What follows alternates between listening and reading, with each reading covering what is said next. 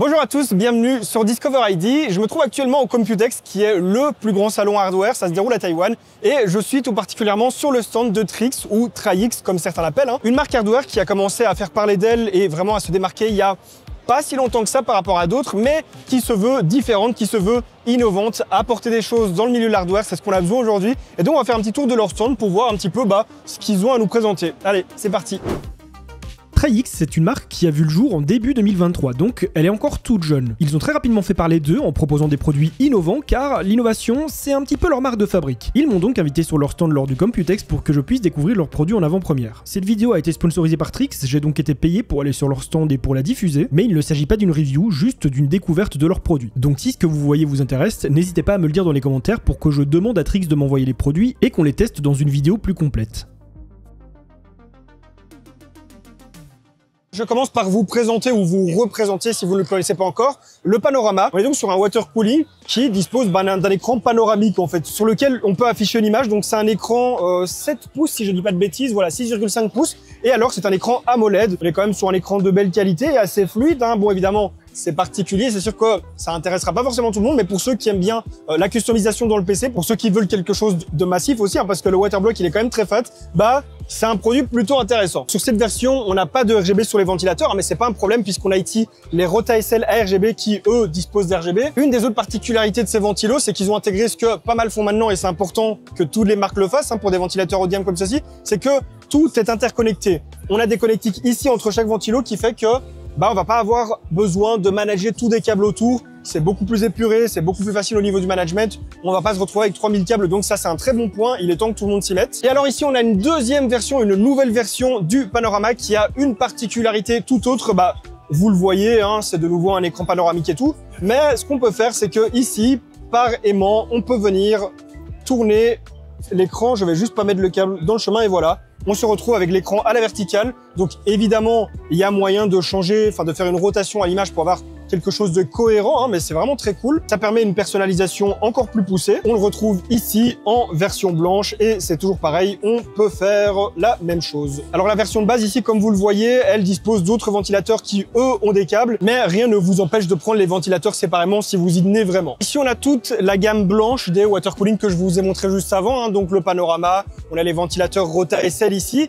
Et là, on arrive sur quelque chose d'un petit peu différent. Celui-ci, il s'appelle le Stage. Comme vous pouvez le voir, on n'est pas sur un water cooling avec un écran vers l'extérieur, mais plutôt vers l'intérieur. Et alors, on a deux écrans indépendants qui reflètent une image ici sur un miroir. Et alors, il y a des petites figurines qui ont été mises ici, voilà. Hop, le Stage. Donc, ça veut dire qu'elle est on stage. Vous comprenez un petit peu pourquoi il s'appelle comme ça. Et alors, ici, la réflexion, si on ne la désire pas, ce qu'on peut faire, c'est tout simplement retourner la plaque et avoir juste les écrans. Et moi, je le dis en toute honnêteté, je suis absolument pas le public de ça, mais je doute pas qu'il y ait des gens que ça va faire kiffer. Après les water cooling, on passe sur leur ventirad qui, comme vous le voyez, est encore un petit peu spécial puisque dessus on a un écran. Là, vous voyez, je l'ai en main, il affiche plus rien du tout, mais c'est aimanté, donc je n'ai plus qu'à le remettre.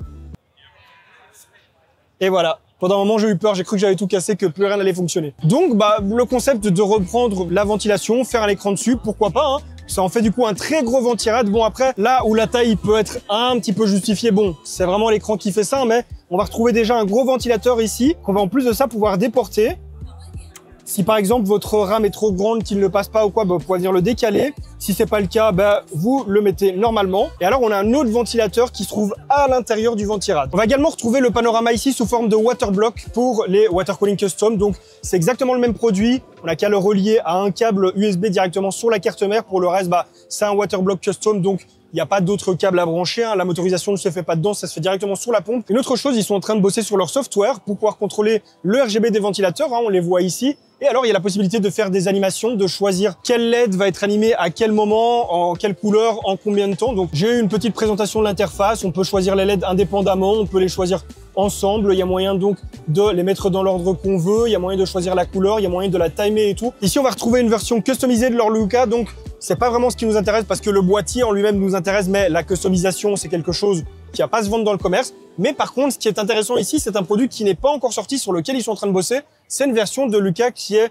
beaucoup plus améliorée au niveau de l'airflow. Pourquoi? Parce qu'on va retrouver deux énormes ventilateurs sur la façade avant qu'on peut ouvrir comme ça assez facilement. Et alors, comme vous pouvez le voir ici, il y a des dents qui vont venir se connecter directement sur l'intérieur du boîtier, ce qui facilite vachement le cable management encore une fois. On n'a pas besoin d'avoir un câble ici qui va venir se tendre, se tordre, se plier et tout. Ça paraît rien du tout et c'est certes assez insignifiant en soi quand on regarde comme ça, mais c'est un petit détail qui est vraiment super important parce que pour une quelconque raison, pour un montage, pour un nettoyage ou quoi, si on a besoin d'ouvrir le panneau avant, de l'enlever, avoir les câbles trop tendus, les tordre, les plier tout le temps, c'est pas bon. Donc là voilà, le fait d'avoir cette connexion ici comme ça qui se fait toute seule, c'est un petit détail bête, mais c'est super bien. Maintenant, on se retrouve devant l'Arcvision, qui est un boîtier à première vue assez conventionnel, mais il a une petite particularité plutôt pas mal. Non seulement déjà, on peut changer les plaques avant, vous allez le voir, mais jusque là, rien de bien nouveau, rien d'extraordinaire. Mais par contre, quand on vient voir ici, on retrouve un petit écran, le même qu'il y a sur le water cooling, sur le panorama, c'est exactement le même. Et c'est encore une fois un écran qu'on va brancher en USB à l'intérieur du PC sur la carte mère, qu'on va pouvoir venir customiser, que ce soit en façade ou alors sur le cache à ligne. Il y a pas mal de gens pour l'instant qui réclament des écrans, soit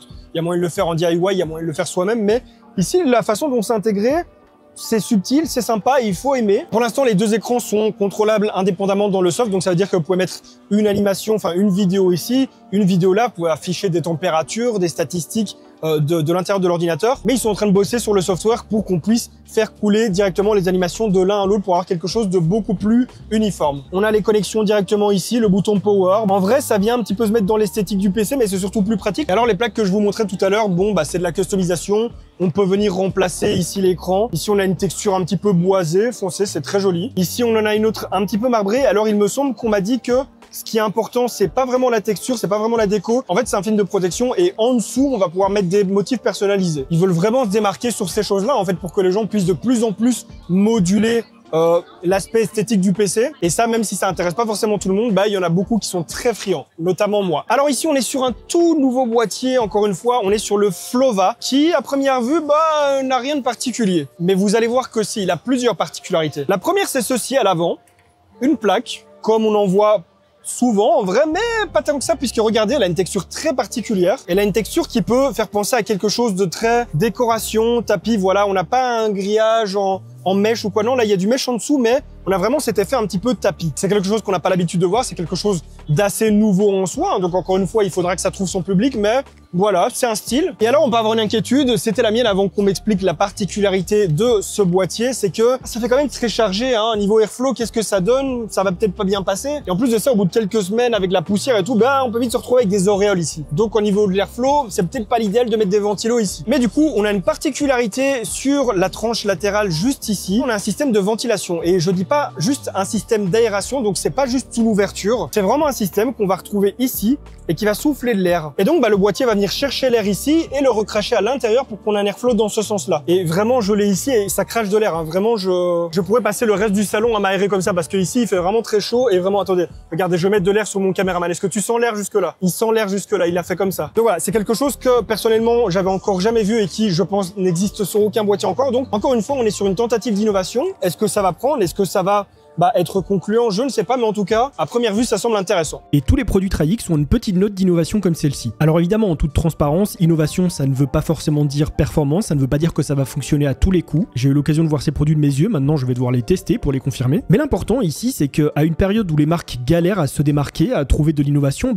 Traix propose des choses. Concernant les nouveautés, voici les points intéressants à retenir. Le Turris devrait normalement sortir début 2026, après le CES, au tarif de 99 $. On n'a pas encore de prix en euros pour l'instant. C'est certes un gros tarif pour un ventirad, mais il faut noter la features de l'écran plus le fait que c'est du 140 mm. Le stage, lui, est prévu pour fin 2025, courant du mois de novembre normalement. Il sera placé au tarif de 209 $. Les Rota SL ARGB seront bientôt disponibles à la vente au tarif de 59,99 € pour le pack de 3. Et les Lucis, eux, seront vendus à 99 € le pack de 3, étant donné qu'on est quand même sur du plus haut de gamme. Concernant les boîtiers, je n'ai pas encore d'informations sur la disponibilité et les prix. Ce que je peux vous dire, c'est qu'ils sortiront en plusieurs couleurs. Pour le Flova, j'ai vu la version noire, blanche et rose, et j'ai cru entendre parler d'une version verte. Et pour finir, l'Arcvision sera disponible en noir et en blanc, et je pense qu'il devra coûter un certain prix étant donné ce qu'il propose. En ce qui me concerne, j'ai hâte de pouvoir accueillir ces produits et vous les faire découvrir, de les découvrir moi-même puisque je les ai vus sur place, mais j'ai pas encore eu la possibilité de tester ce qu'ils ont dans le ventre. En tout cas, ça fait plaisir de voir qu'il y a des marques qui tentent encore des choses, qui osent dans un milieu où ça bloque depuis quelques années, où on se répète en boucle et en boucle. Trix ont l'audace de développer et proposer des produits qui n'ont pas encore vraiment trouvé leur public ici. Et pour preuve qu'ils ont raison, il y a certains de leurs produits qui ont ont déjà été copiés par les plus grandes marques. J'en ai parlé avec eux et ce qu'ils m'ont répondu, c'est que l'important c'est pas d'être les seuls à le faire, mais les premiers à l'avoir fait. Et si vous me suiviez déjà avant cette vidéo, vous devez savoir que moi ce que je recherche depuis quelques années dans le hardware, c'est l'innovation avant tout. En tout cas, un tout grand merci à Trix de m'avoir accueilli sur leur stand et d'avoir sponsorisé cette vidéo. N'hésitez pas à me dire en commentaire quels produits vous ont le plus tapé à l'œil, histoire que je puisse en discuter avec eux et vous les présenter sur cette chaîne. En attendant, si cette vidéo vous a plu, je vous invite à la liker et à la partager pour me soutenir. Si vous voulez en voir davantage, je vous invite à cliquer sur l'une de celles qui s'affiche actuellement à l'écran. Et n'hésitez pas à vous abonner à ma chaîne en cliquant sur le petit bouton qui s'affiche juste maintenant. Sur ce, on se retrouve très bientôt pour une nouvelle vidéo. En attendant, portez-vous bien. Bye les gens.